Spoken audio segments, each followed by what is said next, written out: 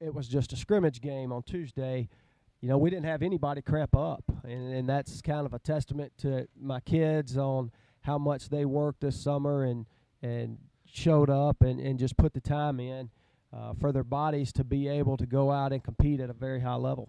Yeah, Coach, I know this time of year, normally the first few weeks of the season, you really tell who's in shape and who's not. I know all players are going to have cramps, but first couple weeks you can really tell who really worked in the off season and who just want to say kind of got by. That's right, and again, we preach to our kids not only about our summer, how important it is, because ultimately, that's where you win. You win in the summer. Friday night is just the result of kind of the work that you put in the off season. But going along with showing up to workouts, we really preach taking care of our bodies. Putting good things in our bodies and keeping things that do us harm, keeping those things out of our body. And again, I think our kids have done a wonderful job of kind of responding to that. And it shows when you don't have people cramping up in the first couple ball games. And again, granted, it wasn't a full game. We had a lot of breaks mixed in, but just very proud of our kids and how they've handled this whole deal and just the commitment they've made to each other and to this school and this community. Yes, sir. So I know I talked to you a few weeks ago about loss of some players from last year. Players you expect to come back and you expect in the off season to kind of plan your season, and you don't have them. It kind of changes plans. It does, I know going into that scrimmage game Tuesday, we had 6 guys that I was planning on being starters for me. There. Not they weren't even dressed out, so that does make it kind of throws a wrinkle in your plans when you're planning to have guys and they're not there, but.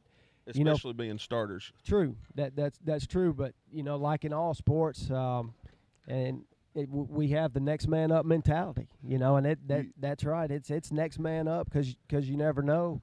You almost have to in football. That's right. Any play, anyone could get hurt. That's right.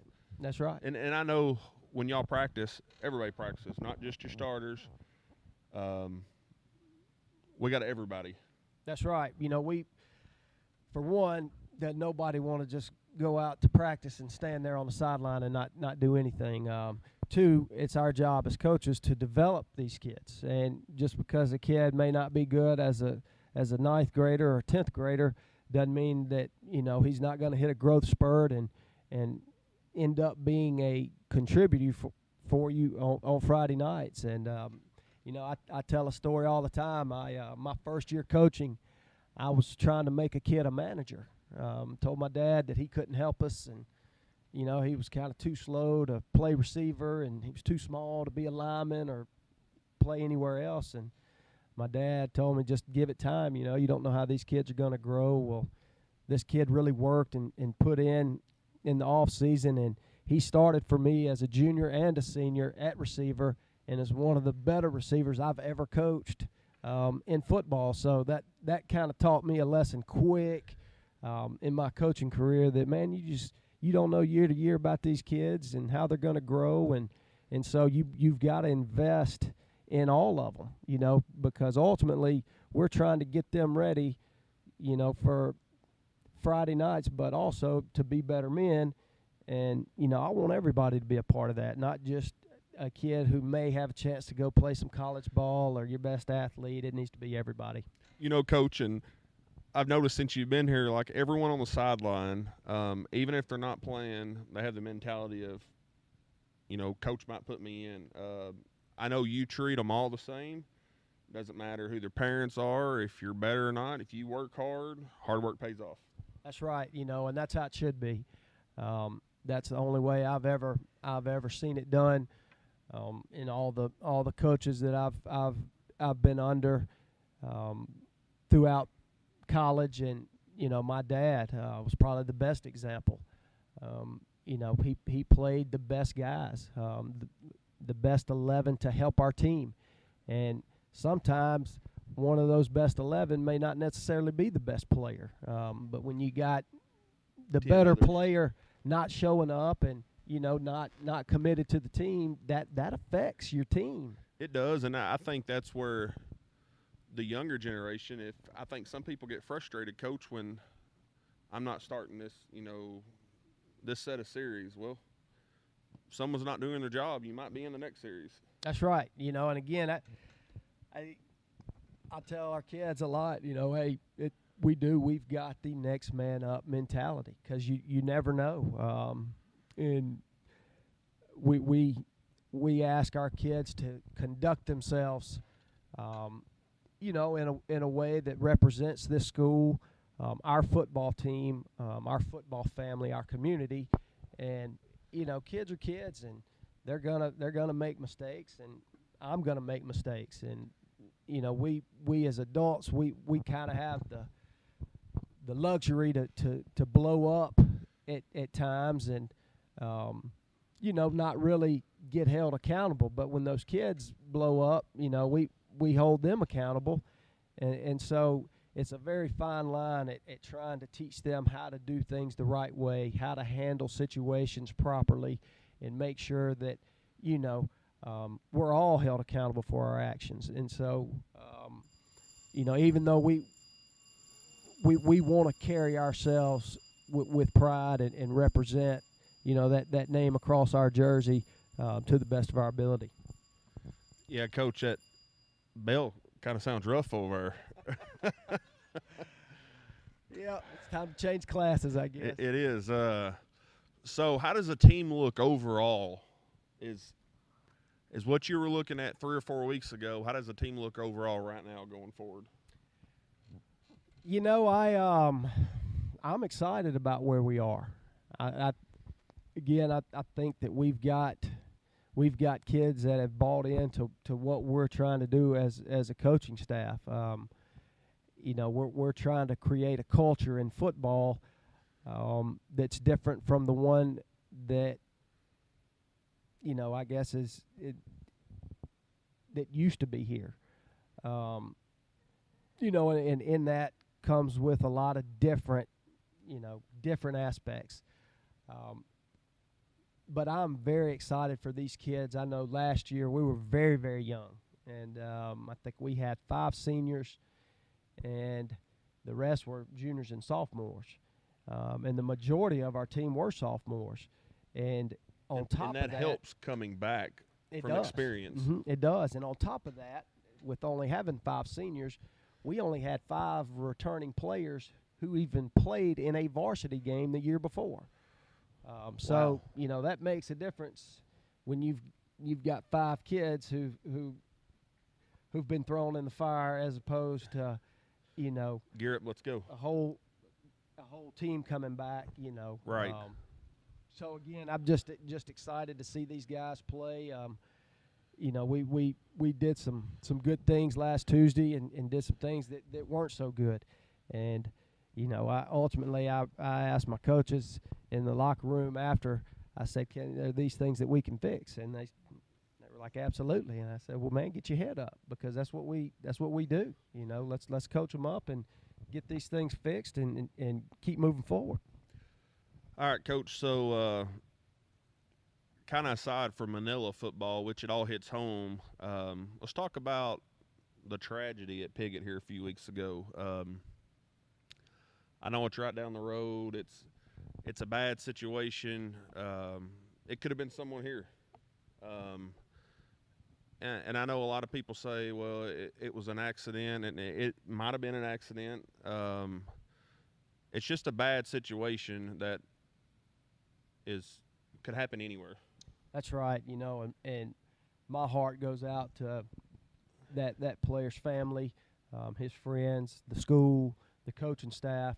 It's very, very unfortunate and sad that, incidences like that, while tragic, they happen. And man, it just kind of makes you realize that, for one, you're not granted tomorrow, No. And you never know what's going to happen. So, try to live each day like it is going to be your last, and try to. I know me personally, man. I try to honor God in everything that I do, and try to be an example to the people I'm around. Not only the kids that I have influence over, but adults. And again, just a very, very tragic situation. And man, I know that the family's players look definitely in my up to prayers. you, on how you live your life. They look at you as like a role model. So I know you try to set a good example for your kids, because when you get out of high school, adulthood starts. You become an adult. Either you go to college or you go to work. That's right. And it's the same thing. Like the Metcalf boy. He was a very Christian boy.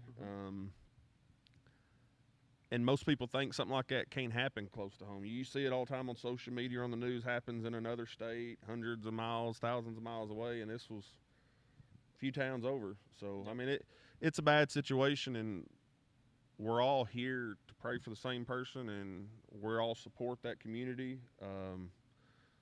I know the family greatly appreciates it. But to the next thing, the Valley View game. We hear some rumors about the game will not be happening next week. Week 0, I think, is actually what it technically is. Is that correct? Sure.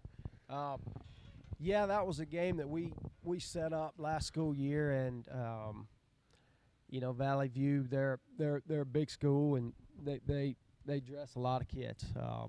Very, very good, and I was really excited in having the opportunity to get to play them. Unfortunately, our circumstances have changed, since we scheduled that game. Like I said, I was expecting to have 23 kids coming back this season who at one point or another last year started for me.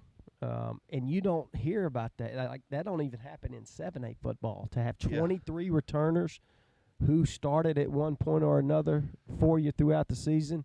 And, with the COVID going on and all of this stuff, things have just been, crazy. But we lost a lot of kids that we were counting on. And so it just didn't make sense to play Valley View when we don't have our gun fully loaded. How many players do you have right now, I guess, to be on varsity football? Right now we've got 24 kids. So there's going to be a lot of both-way playing.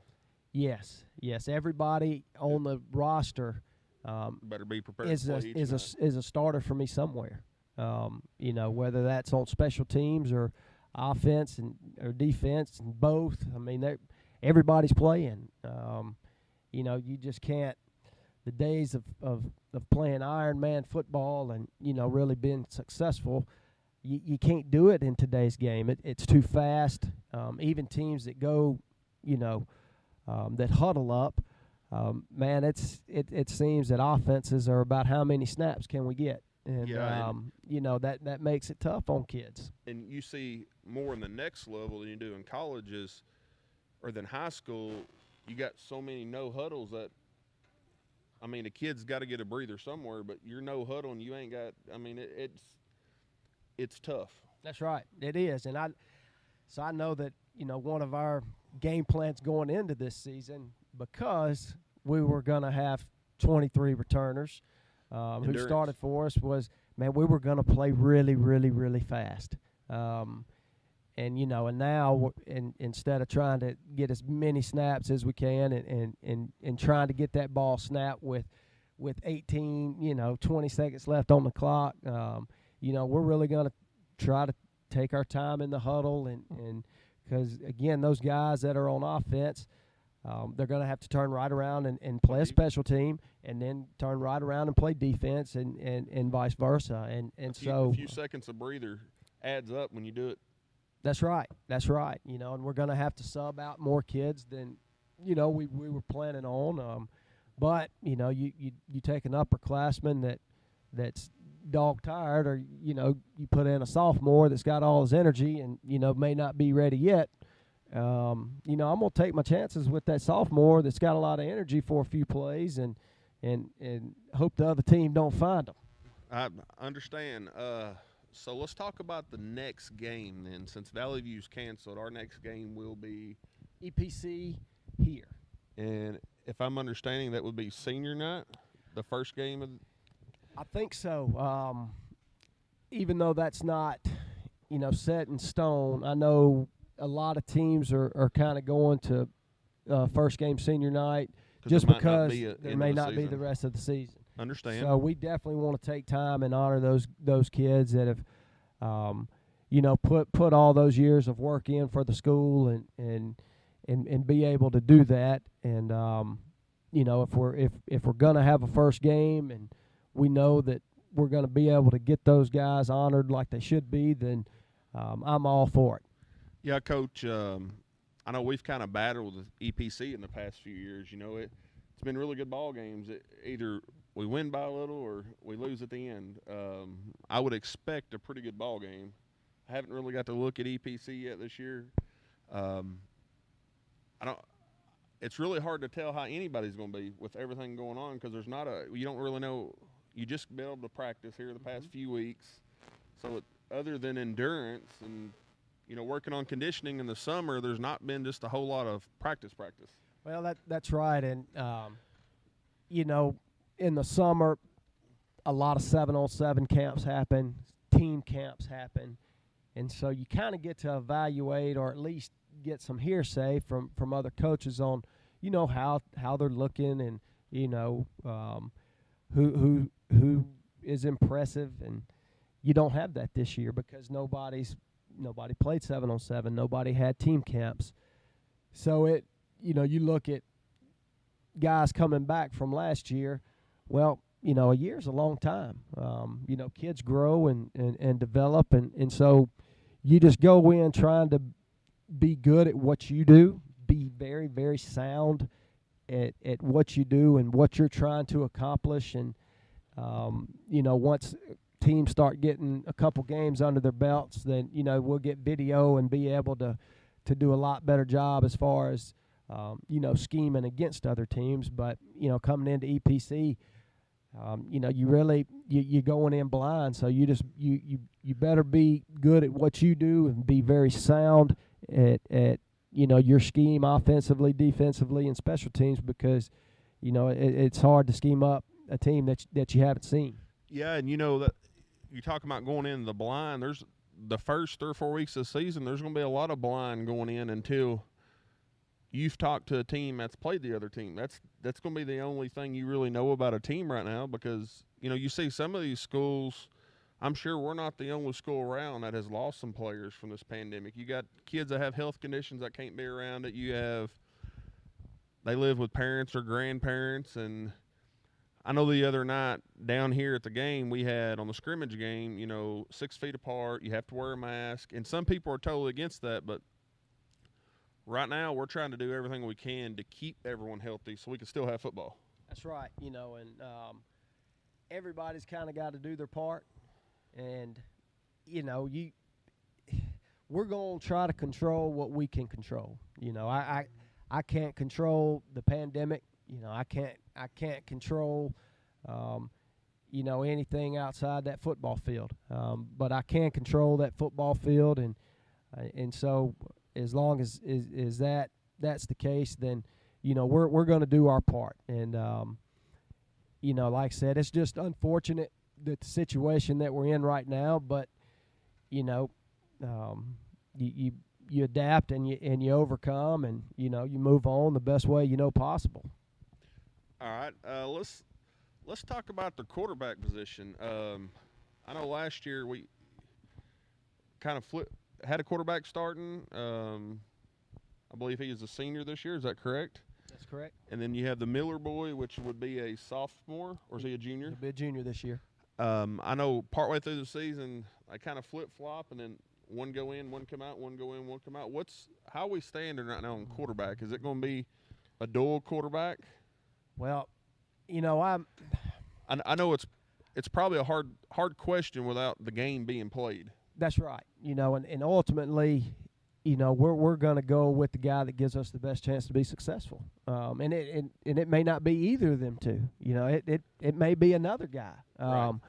But right now, it's definitely between Brady and I call him twin. He's got a twin brother.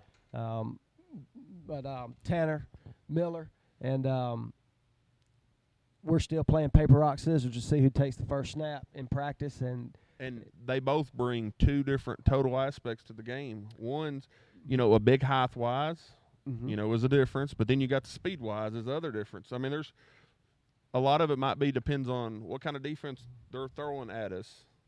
Sure. Versus what y'all are seeing, or everybody makes mistakes, and some people just don't have it some nights. That's right. And it's been very interesting watching these two compete. And usually that makes kids better when they compete against each other. That's right, and it does. And so we've had very, very good competition out at practice.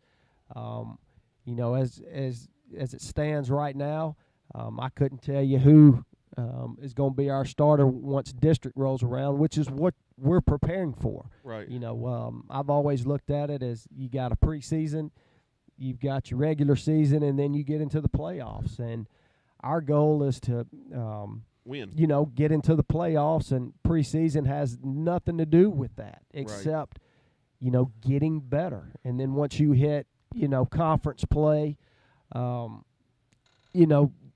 you're trying to get in the playoffs however you can. So everything is geared up to us for conference play. Right. So for me to be able to sit here and name a starter right now, I know. I wish I could.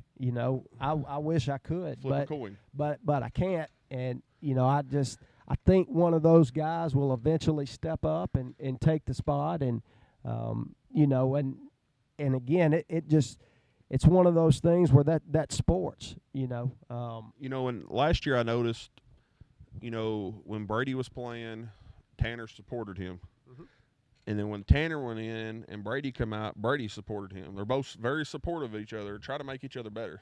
Sure, because, and ultimately we're a team. We are. This is a team sport. And I try to tell our players all the time, guys, if you're – everybody wants to be the man. Everybody wants to play running back. Everybody wants to throw touchdowns. Everybody wants to catch touchdowns. Wants to be the highlight. That's right. But it doesn't happen like that all the time. And so, again, when as a coach, I'm going to play the 11 that gives us the best opportunity to be successful, period. 100% agree. When you do things that way, and when you give kids a chance to compete for spots, then, nobody can really be upset, because ultimately the best guy for the spot is gonna play. The kid that's going to give our team the best chance to win is going to be the one who's out there, and I don't care what position it's at.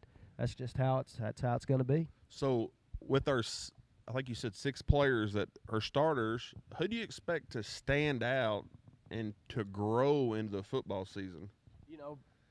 Man, I know it's a hard decision, but it is. It's hard to just name one kid because it's not. It's a team sport, and there could be. That's right. There's no pointing fingers at who did wrong. But you look at all of them, and they were just all young, so young last year. So as a first-year player, you're not even gonna compare, to your performance in your second year, and as you're not gonna, your second year is not gonna be anything like your third year. So being 5 seniors, are we gonna have? Well, we've got 6 seniors this year. 6 seniors. Mm-hmm. So are we still gonna be young? Like we have a lot of 10th graders, or is it more juniors? Well, I didn't know about upper class coming up. It's both. Our junior class is we're counting on those guys, and Matthew Gibson, who really this is going to be his second year to be a starter. Ladd Wimberly, very excited about him, who transferred in last year. So this is just his second year with us, and Ryan Hausman, another kid who. When I was first year here, he was a sophomore and he was an offensive lineman, and I can't remember what game it was. We ended up putting him on defense, and man, he just really shined right there on the defensive line. And all of those guys. Brady Miller, who's quarterback. He was a first-year guy last year. So I know there's a couple of them that I'm not mentioning, but it's just all of them. Just excited to see all of them, and I expect big things out of each one of them equally, because we don't have that guy, that we can just give the ball to and say go win us a game, and very very You few might have teams. one step up. That's right. I hope we have more than one step up that we can go to when it gets down to crunch time. But players like Overton Johnson, who we're not Overton Johnson, Kurt Overton, who we're very very excited about. Getting the ball in his hands and seeing what he can do. 10th grader Eli Lackey, who started for us last year as a 9th grader. Getting him over on the offensive side of the ball and getting him some touches. Players like Peyton McQueen, who was a D lineman and O lineman for us last year. Now he's our starting linebacker, and he's getting to run the ball some. So, it's interesting getting to watch the kids grow from year to year. How, in our view from the bleachers, sometimes they say, well, they might grow a little bit or they might not grow a little bit. But when you see them every day practicing in different positions, they're growing. That's right. And I see it in the weight room. There's a lot of people don't see Brandon stuff Parrish, except Fields. He's lifting so much more than he was when we started, and all of them are. The leadership qualities of Josh Evers. I mean, I could literally go through every kid on that team. And they got a different role. And, and me talk about, what I'm expecting to see out of those guys this year. And I'm very excited about that, to see those guys perform and do the things that we ask them to do. And again, as a player, see them where they were last year and seeing where they are now. And it's going to take all of them for us to have a successful season. Agree. Let's just talk about a couple more things and we'll close this up. Let's talk about these Sharpo helmets right here.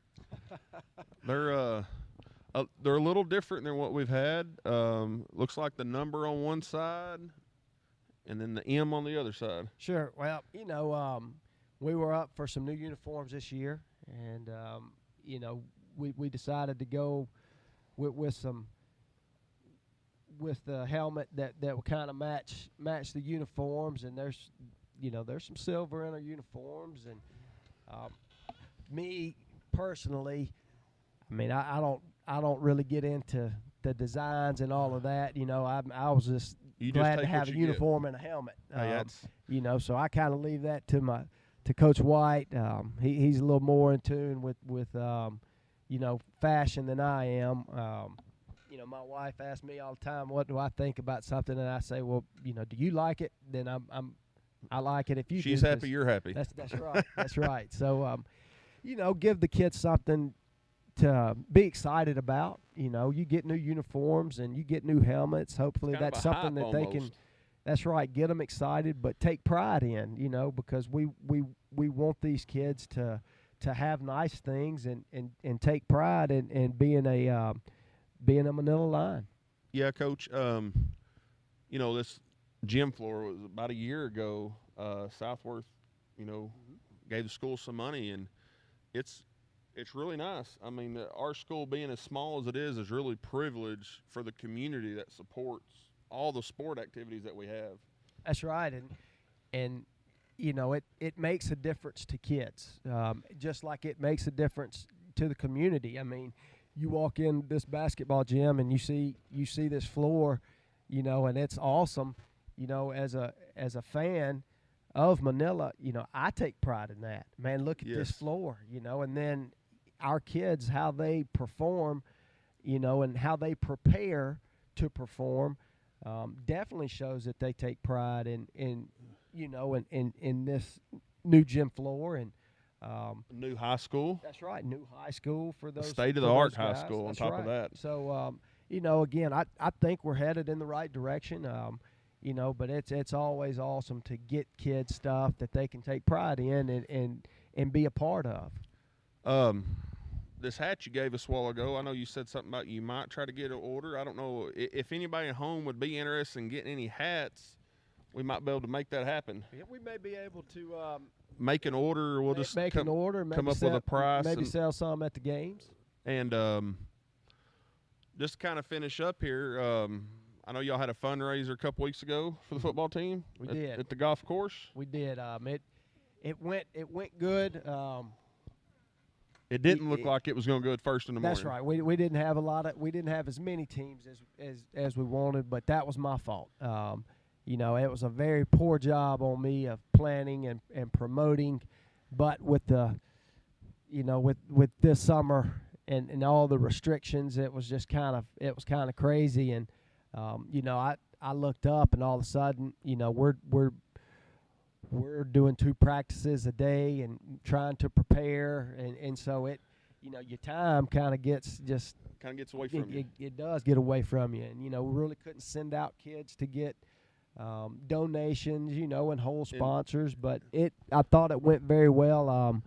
The guys that ended up winning the tournament, they donated the money back to the program, and I told them thanks then, and I want to tell them thank you again for that, because all that money is going directly to our kids and get them things, like new helmets and uniforms and just shirts that they can wear and be proud to wear it. And I think that's what some people think, that everything's just, the school does this, school does this. I mean, every penny helps. I know a lot of times at the football games there'll be fundraisers for cheerleaders or different things, like for the band, the concession stand. And I know that's how a lot of these programs succeed, to give kids nice stuff. Yeah, and it is, man. Everything today it's expensive. Ain't nothing free. That's right. Helmets and all the equipment that we have to have.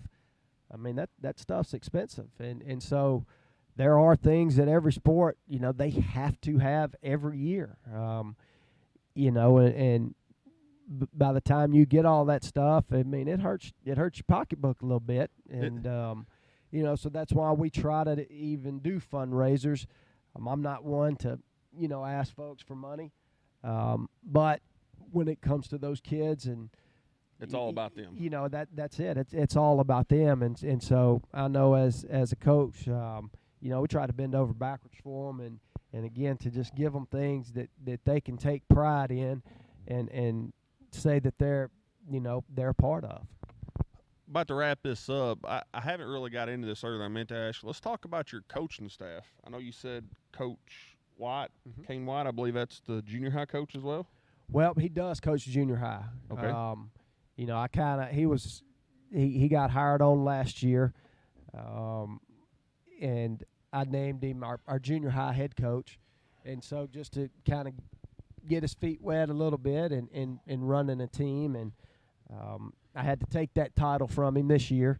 And so I'm now the junior high head coach again, and I only did that because I named him my offensive coordinator. Hey, and so I need his focus on Friday nights, and I need his help for Thursday night. From what I've gathered from him and been around him, he's full of energy, never a dull moment. That's right. And I know he tries to help hype the kids up. He's here for the kids. I know he's younger. Mm-hmm. I actually think he's about Landon's age over there. Who else is on your coaching staff? Coach White's very, very energetic. Definitely a player's coach, and he comes from a good football lineage also. His brother's a college player. I think he was he's at Harding University right now playing ball, and his dad's a football coach at Truman, and so he's kind of got sports athletic in his family as well. It's in his blood, and so very excited to have him on staff. And we added Danny Helms this year. He's kind of our O-line, D-line coach, and just still getting to feel him out as a coach. I know him as a person and as a teacher. But he's doing an outstanding job for us. with our O line and D line, and he works the weight room, and he enjoys being there, and just so excited about what he's bringing to our coaching staff, and then we've also got Alex Richard, who's another young guy. They think he's going to also do some baseball, and he's not per se a football guy, but he works, man. He really, really works, and he wants to learn and do everything it takes to be successful. So and then we've got a volunteer in David McDonald, who gets to practice when he can, and just glad to have him on board. And so the guys that we've got around us, I'm just very excited about, and glad to have them on board on my staff.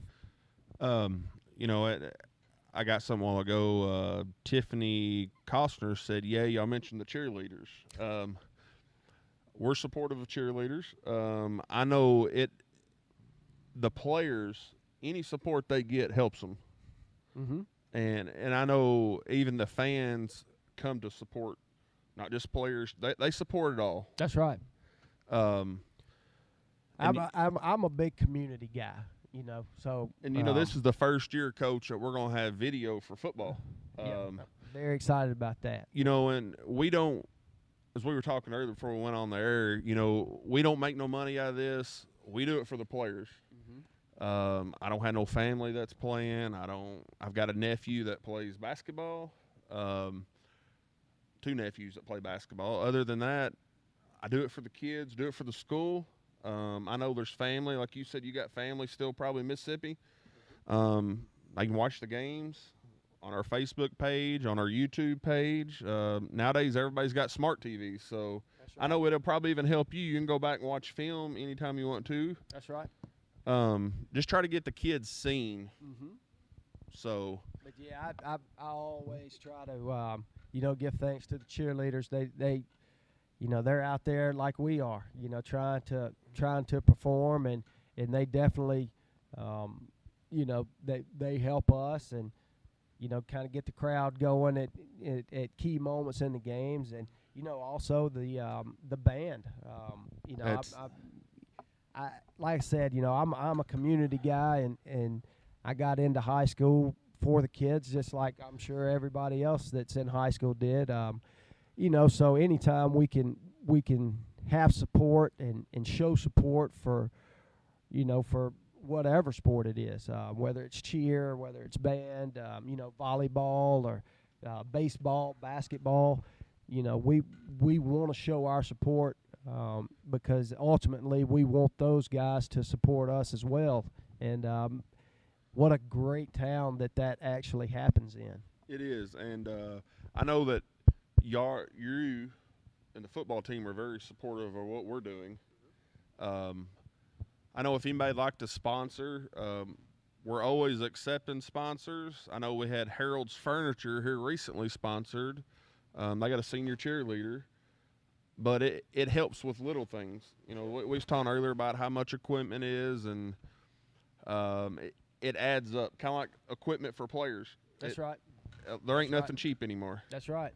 So, you got any questions for us? I don't, and I would just like to say that, I hope y'all do well with this. I know that getting our kids seen on TV, live stream or whatever, it's pretty awesome. I know everybody's got family that can't attend everything, and especially with how things are right now, that number is, more than likely going to get cut in half. And so being able to still watch these kids grow and be supportive, even if it is, through the internet, I think it's a great thing. And so I just urge anybody that can help you guys out in sponsorship, to and help spread the word, just to, like I said, just get the kids seeing that family that can't be here, that can watch their family. That's right. Because I know when I played, none of this existed, it seemed like. That's right. So, Other than that, I appreciate it, Coach, for being here. Thank you for all the sponsors for making this happen. Y'all have a great afternoon, and we'll be back in touch within a couple weeks here at the home football game for EPC. That's right. We'll let Landon run the sponsors, but other than that, thank y'all. Have a great night.